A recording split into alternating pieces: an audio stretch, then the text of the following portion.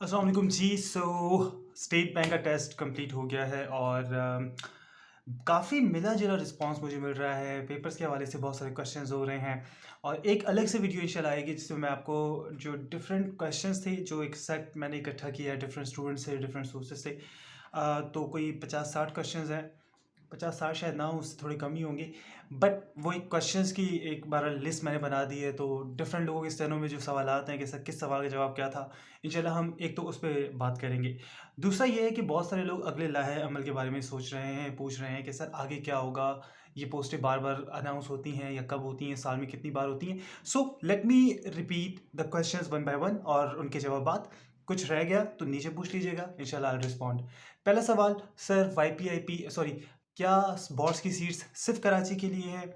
जी हाँ, बोर्ड्स की जो सीट्स हैं मैं पहले बता चुका हूँ, सिर्फ और सिर्फ कराची बेस्ड होती हैं। यानी अगर आप सेलेक्ट होते हैं तो आपकी जॉब कराची बेस्ड होगी, आपको कराची मूव होना पड़ेगा।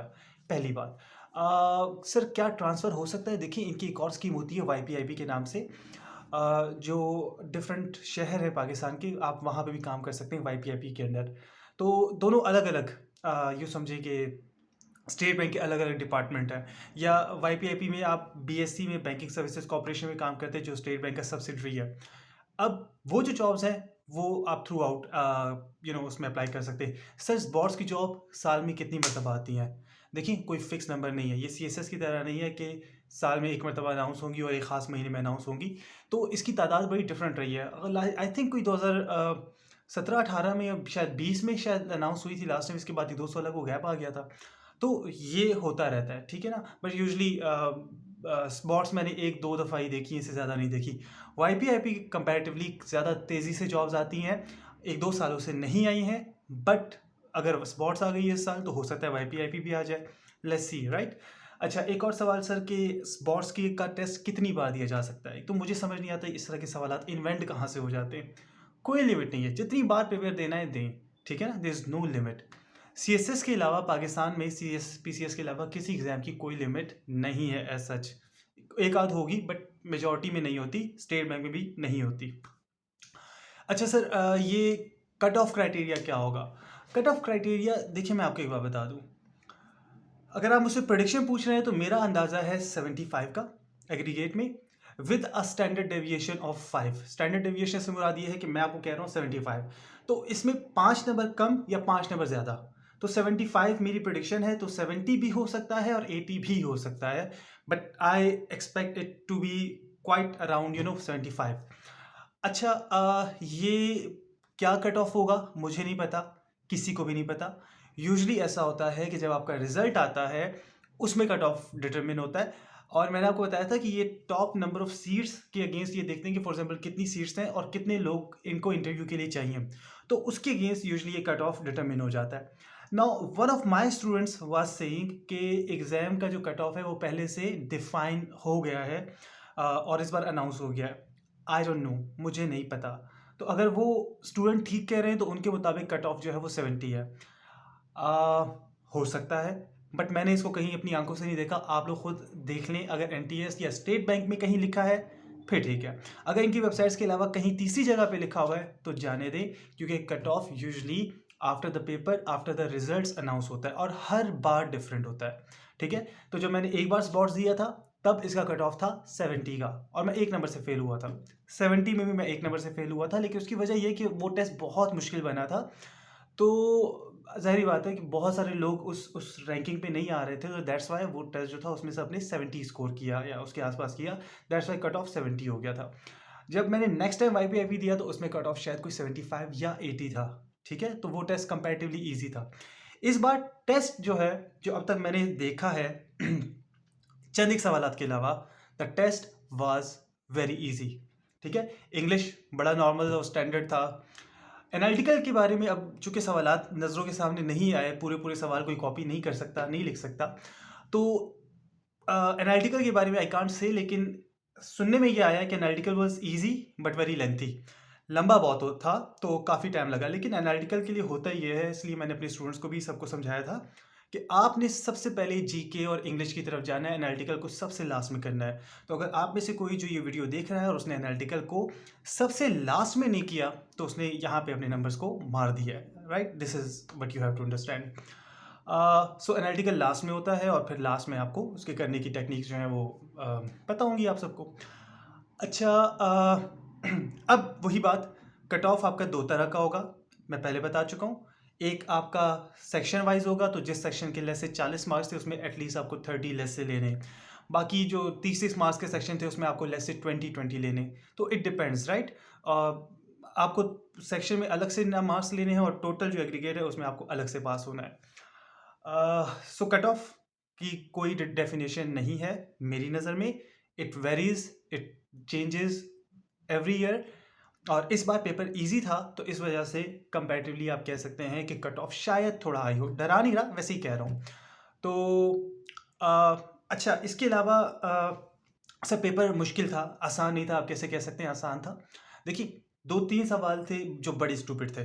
2020 में प्राइम मिनिस्टर किस मुल्क में गए थे? ओ यार, 2020, 2020 is not current affairs, not at all.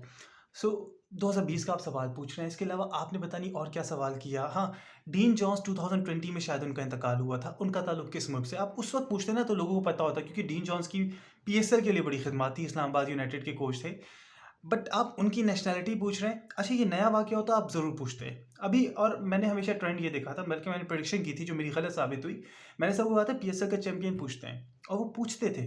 इस बार नहीं पूछा, तो क्या हुआ, मुझे ऐसा लगा कि 2020 का कोई बना बनाया पेपर इनके पास था, इन्होंने उसी को कॉपी करके पेस्ट कर दिया और सवाल बना लिए। क्यों? क्योंकि 2020 में किस मुल्क गए थे, किस मुल्क के साथ ट्रेड एग्रीमेंट हुआ था प्राइम मिनिस्टर का, डीन जॉन्स का इंतकाल जो हुआ है वो किस नेशनैलिटी से उनका ताल्लुक था, और पता नहीं क्या कुछ।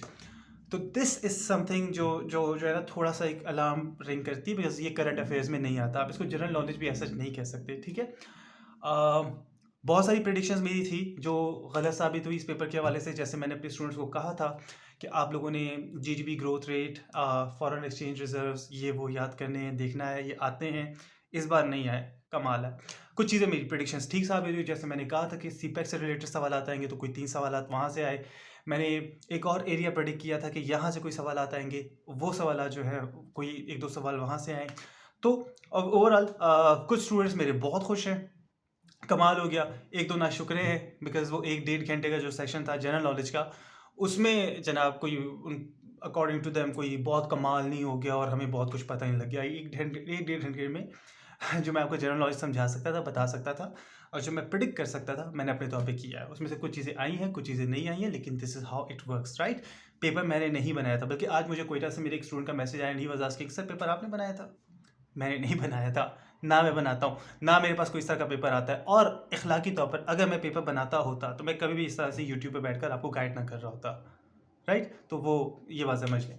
अब कहने का मकसद ये है कि my predictions can go wrong and I don't come to here representing myself कि आए मुझसे गैस लें।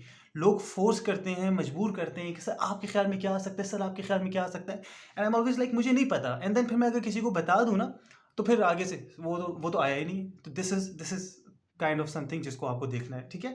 सो अब आपको आपका रिजल्ट बहुत हद तक अंदाज़ा हो गया होगा, आप पास हो रहे हैं, फेल हो रहे हैं। कुछ लोग ऐसे होंगे जो 19-20 में होंगे कि यार हो सकता है कट ऑफ यहाँ हुआ तो हम निकल गए, यहाँ हुआ तो हम रह गए, दैट हैपन्स।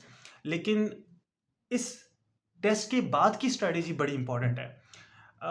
इस टेस्ट की तैयारी को आगे लेके कैसे जाना है, ये मोमेंटम बहुत इंपॉर्टेंट है।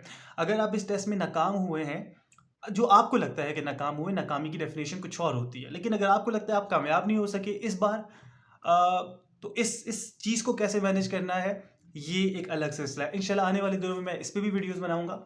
So stay connected. I hope मैंने आपके बहुत सारे सवाल के जवाब दे दिए। एंड मोस्ट इंपॉर्टेंट, सर अब रिजल्ट कब आएगा? होता ये कि स्टेट बैंक की जो रिक्रूटमेंट है वो काफ़ी तेज़ी से होती है। आपका टेस्ट आज हुआ, हो सकता है आपको 10-15 दिन में आपको रिजल्ट आ जाए, मैक्सिमम महीने के अंदर आ जाएगा। इसके बाद आपके इंटरव्यूज़ होंगे, इंटरव्यूज़ आपके कराची में होंगे। इंटरव्यूज़ के लिए बड़ी बड़ी आपको ना तैयारी करनी है, बड़ा मज़े का इंटरव्यू होता है स्टेट बैंक का। बहुत सारी कॉमन मिस्टेक्स भी हमारे कैंडिडेट्स करके आते हैं।